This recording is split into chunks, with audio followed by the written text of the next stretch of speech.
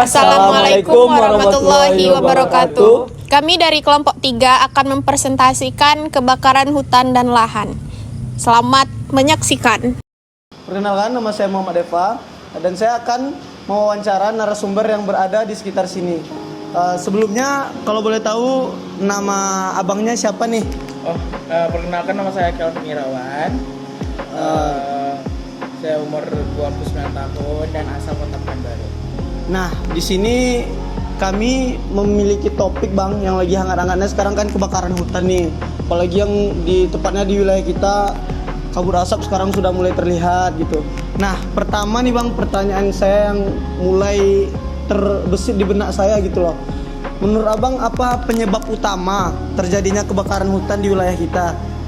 Kalau untuk penyebabnya sih kebakaran hutan itu ya bisa dapat dibagi menjadi dua, yaitu bisa faktornya itu dari alam, bisa dari faktor dari manusia juga.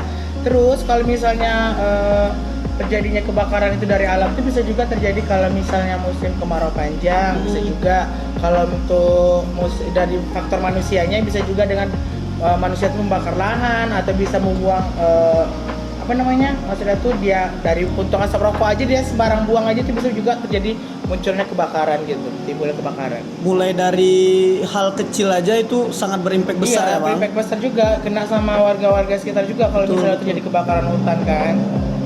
Nah, menurut Abang cara penanggulangan yang terbaik dari masyarakat nih biar masyarakat sekitar tuh lebih ada kesadarannya dan tidak melakukan hal-hal yang sepele tapi berdampak besar buat orang lain gitu loh. Kalau misalnya itu ya gini aja sih, kalau untuk warga sekitar segera melakukan pembersihan lahan hutan yang bekas kebakaran kemarin itu juga. Terus mereka bisa melakukan reboisasi dini atau maupun secara skala besar atau massal, dan juga mereka bisa menjaga keseimbangan hutan agar tetap lestari dan bisa juga melakukan pengolahan tanah agar menjadi lebih baik dan sebagaimana fungsinya gitu. Oke, mungkin lebih tepatnya kita bebarengan gitu ya Bang, reboisasi dan juga ya seperti yang Abang bilang tadi asap puntung rokok aja tuh berpengaruh besar gitu. Berpengaruh besar banget tuh bagi ini nih lahan-lahan gambut terutamanya ya gitu ya. Dan juga kalau menurut Abang nih upaya yang dilakukan untuk mencegah terjadinya kebakaran hutan nantinya lagi biar kita belajar dari masa lampau udah banyak kebakaran hutan. Jadi dari kita nih Bang, penanggulangan yang tepat dari Abang gimana? Kalau setahu aku sih kalau untuk cara penanggulangannya itu ya kalian bisa mengantisipasi terjadinya kebakaran hutan itu di lahan gambut, salah satunya ya kayak ini loh, pembangunan sekat-sekat untuk di dalam tanah gitu loh. Bisa jadi kalau misalnya saat terjadinya hujan di lahan gambut, jadi di lahan gambut itu tidak kering, jadi air itu meresap di lahan gambut tersebut dan sedikit kemungkinan tidak memicu kebakaran hutan gitu.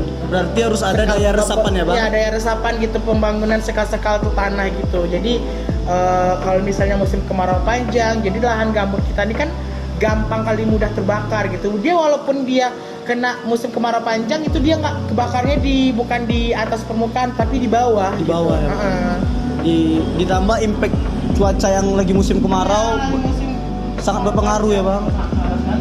Nah, dari kebakaran hutan nih terjadinya banyak nih Bang, kabut asap, terus juga makin melandanya hutan kita gundul, terutama kabut asap nih berpengaruh banget nih Bang terhadap ISPA dan sesak napas juga.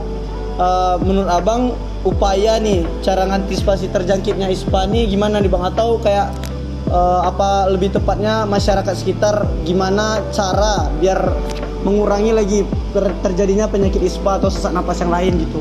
Kalau menurut aku sih cara penanggulangannya itu ya ada beberapa cara sih yang untuk dilakukan untuk melindungi dari diri itu dari penyakit ISPA. Yang pertama itu upayakan untuk tetap berada di dalam rumah, dalam lingkungan, menggunakan masker kalau misalnya berkeliaran keluar rumah, terus banyak minum air putih, terus hindari aktivitas fisik yang saat ini kayak misalnya kan kadang ada juga nih warga-warga lokal nih ada yang bandel gitu. Kadang kalau misalnya udah terjadi kebakaran hutan nih dia tuh sering lebih keluar dari rumah gitu tanpa menggunakan masker. Padahal kan dia nggak tahu tuh dia bisa membahayakan tuh dirinya sendiri gitu. Lebih baik sih menggunakan masker, banyak berdiam diri di rumah, banyak minum air putih gitu aja sih. Dan mengikuti protokol juga ya, protokol kesehatan yang diajarkan oleh pemerintah.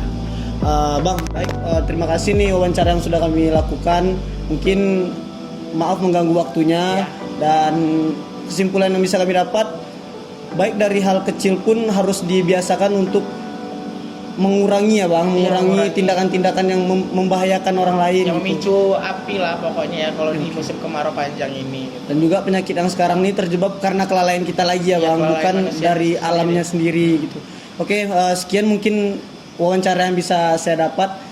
Terima kasih juga Bang waktu yang sudah diberikan. Makasih ya Bang. Oke. Sekian wawancara. Terima kasih. Baiklah, mungkin hanya sekian presentasi yang dapat kami sampaikan. Kurang dan lebihnya kami mohon maaf. Wabillahi taufik wal hidayah. Wassalamualaikum warahmatullahi wabarakatuh.